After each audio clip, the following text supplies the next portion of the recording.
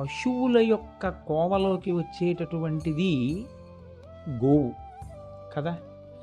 ఆవు ఒక పశువు, అమ్మవారు జగజ్జనని, ఆవిడ్ని గోమాత అని పిలిచారు, ఆవిడ అంగీకరించింది. కేవలం ఒక ఆవుని పూజించమన్నటువంటి సందర్భంలో అన్నమాట అమ్మవారే గోవుగా ఉందని వాళ్ళు అంటున్నారా?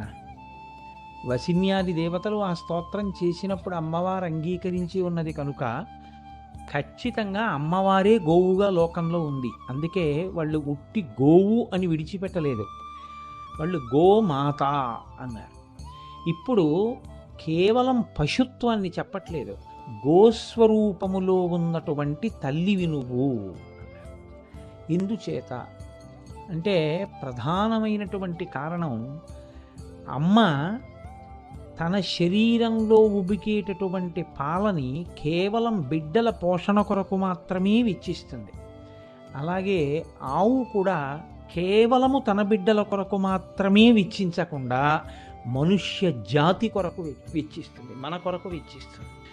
తల్లి ఎలా పోషిస్తుందో పాలిచ్చి, అలా పాలిచ్చి పోషించేటటువంటి స్వరూపం ఉన్నటువంటి అమ్మవారి యొక్క స్వరూపమే గోవు. కాబట్టి ఆవిడ గోమాత